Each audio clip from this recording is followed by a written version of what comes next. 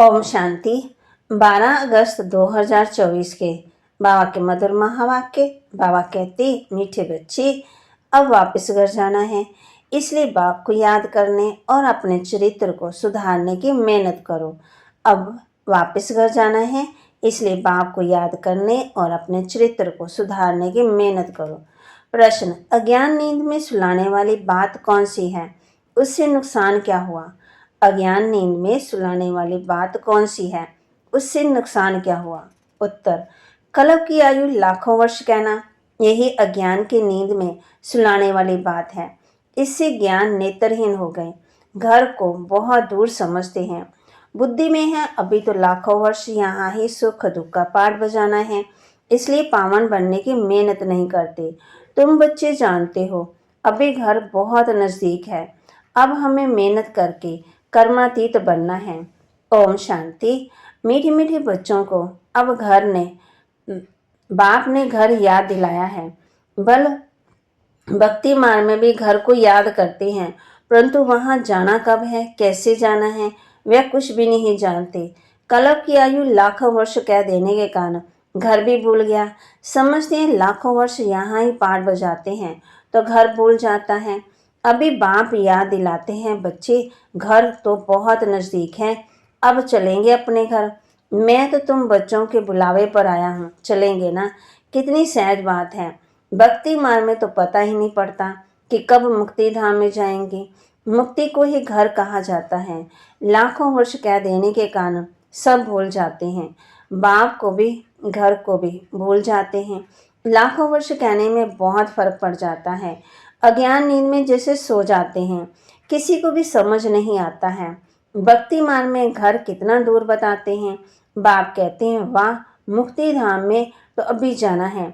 ऐसे थोड़ी कि तुम कोई लाखों वर्ष भक्ति करते हो, तुमको पता ही नहीं है कि भक्ति कब से शुरू हुई। लाखों वर्ष का हिसाब तो करने की दरकार ही नहीं है। बाप को और घर को भूल जाते हैं, ये भी ड्रामा में नोद है, परंतु इतना दूर कर देते हैं।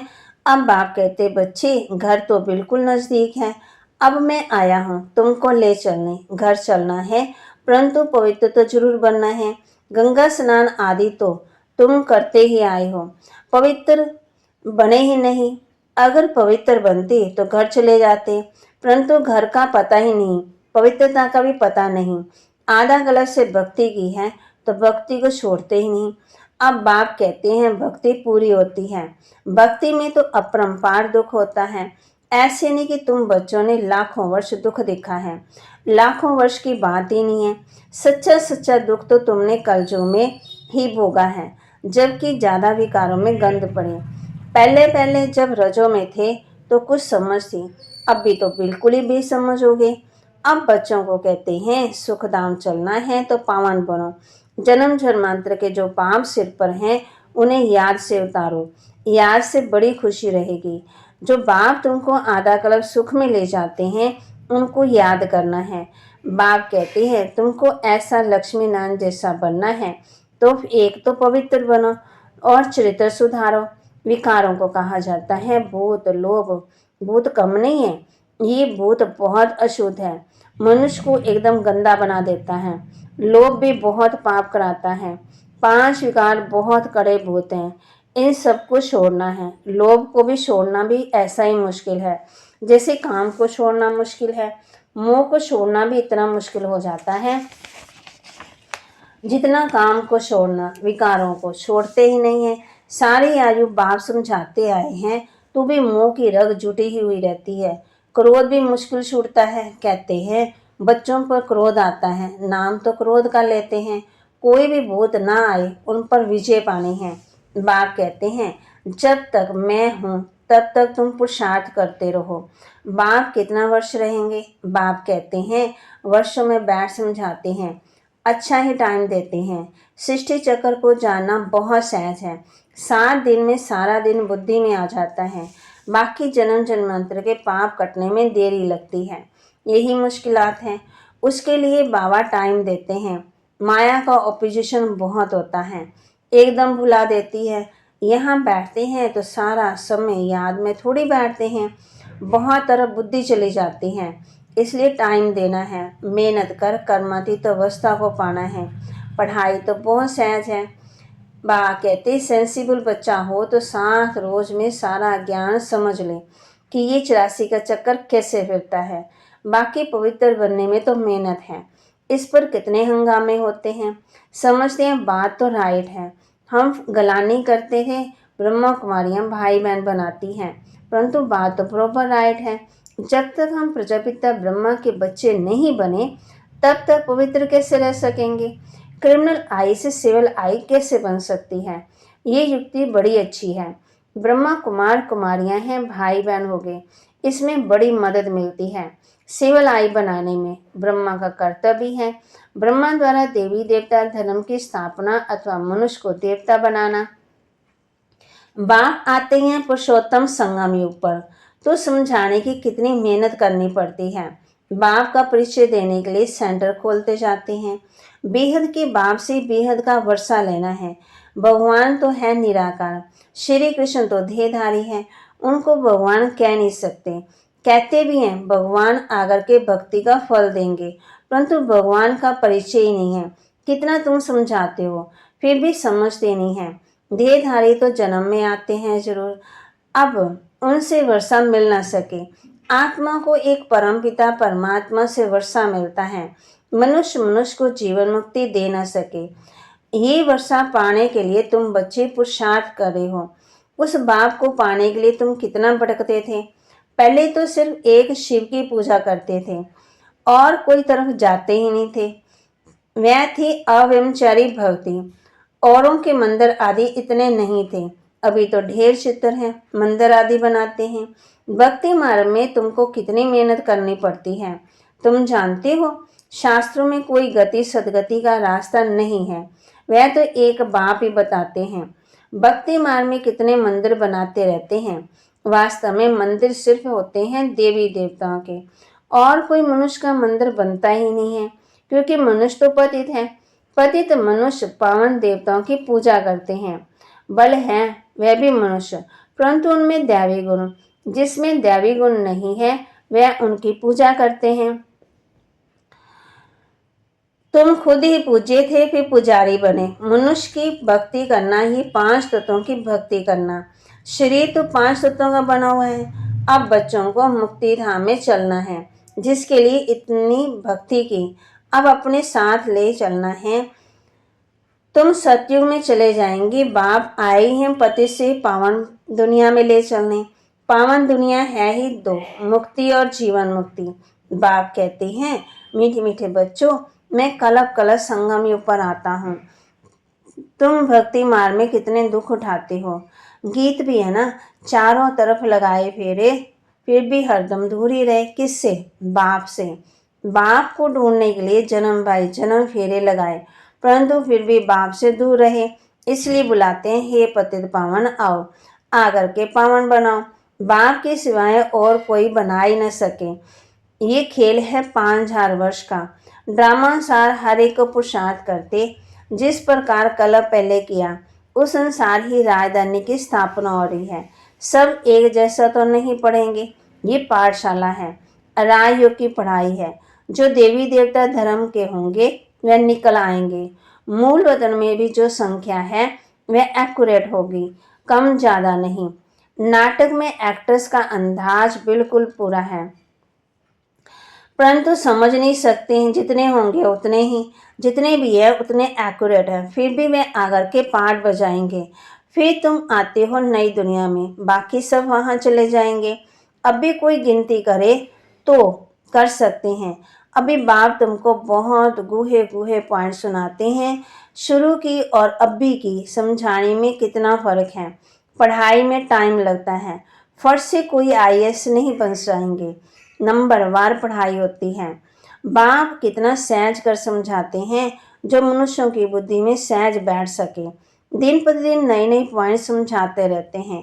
अब बाप कहते हैं मुझ पतित पावन बाप को बुलाया है, मैं आया हूँ, तो तुम पावन बनो। अपने को आत्मा समझ माँ में कम याद करो, तो तुम सतो प्रधान बन जाएंगे। फिर यहाँ आना पड़ेगा पाठ बजाने। बाप कहते हैं आत्मा पतित बनी है, इसलिए पतित पावन बाप को याद करते हैं पावन बनने के लिए। कितना वंडर है, इतनी छोटी सी आत्मा कितना पाठ बजाती है। इसको कुदरत कहा जाता है। उनको देखा ही नहीं। कोई कहते हैं हम परमात्मा का शास्त्रकार करें, बाप कहते हैं इतनी छोटी बिंदी का तुम शास्त्रकार क्या करेंगे, मैं जानने लायक हूँ, बाकी देखना तो मुश्किल है। आत्मा को ये सब कर्म इंद्रियां मिली हुई हैं पार बजाने के लिए। कितना पार बजाती है, ये वंडर है। कभी भी आत्मा घिसती नहीं।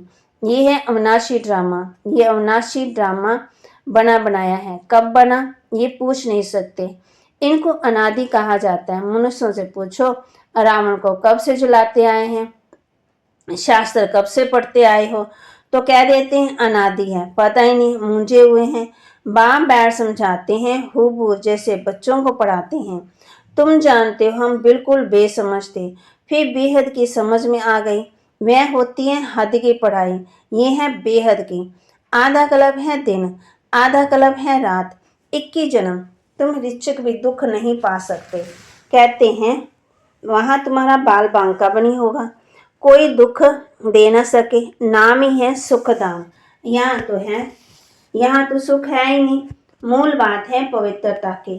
करैक्टर अच्छे चाहिए ना। बच्चों को हर बात क्लियर समझाई जाती है, नुकसान और फायदा होता है।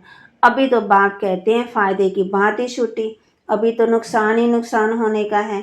विनाश का समय आ रहा है, उस समय देखना क्या क्या होता है। बरसात नहीं होती तो अनाज की कितनी महंगाई हो जाती।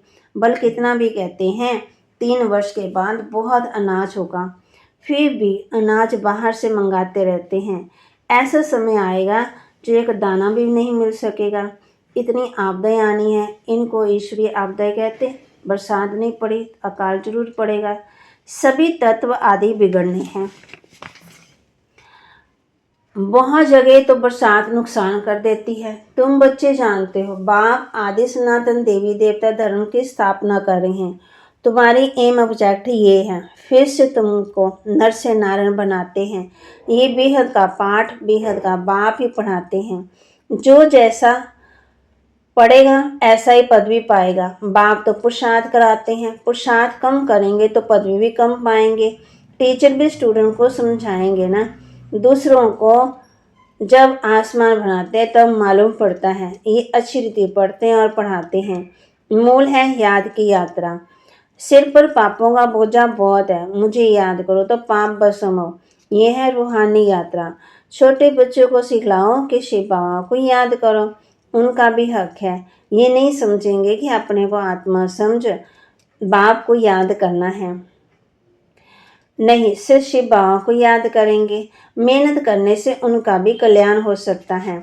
अच्छा, मीठे मीठे सिक्की लदे बच्चों प्रति माता पिता बाप दादा का याद प्यार और गुड मॉर्निंग। रूहानी बाप की रूहानी बच्चों को नमस्ते। रूहानी बच्चों की रूहानी बाप दादा को दिलवर जान सिकवा प्रेम से नमस्ते। धारणा के लिए मुख्य सार, नर से नारायण पदवी प्राप्त करने के लिए बेहद के बाप से बेहद का पाठ पढ़कर दूसरों को पढ़ाना है। आप समान बनाने की सेवा करनी है। लोभ मोह की जो रगे हैं उनको निकालने की मेहनत करनी है। अपने चरित्र को ऐसा सुधारना है जो कोई भूत अंदर प्रवेश ना हो पाए। वरदान, भगवान और भाग्य की स्मृति से औरों का भी भाग्य बनाने वाले खुशनुमा खुश नसीब भव। भगवान और भाग्य की स्मृति से औरों का भी भाग्य बनाने वाले खुशनुमा खुश नसीब हो। अमृतवेले से लेकर रात तक अपने भिन्न भिन्न भाग्यों को स्मृति में लाओ और यही गीत गाते रहो। वाह मेरा श्रेष्ठ भाग्य, जो भगवान और भाग्य की स्मृति में रहते हैं वही औरों का भाग्यवान बना सकते हैं, भाग्य बना सकते हैं, भाग्यवान बन सकते हैं। ब्राह्मण माना ही सदा भाग्यवान, सदा खुश नसीब। किसी की हिम्मत नहीं जो ब्राह्मण आत्मा की खुशी कम कर सके। हर एक खुशनुमा खुश नसीब हो। ब्राह्मण जीवन में खुशी का जाना असंभव है। बल शरीर चला जाए लेकिन खुशी जा नहीं सकती। स्लोगन, माया के झूले को छोड़ अतीन्द्रिय सुख के झूले में सदा झूलते रहो। कौन से झूले में झूलते रहो?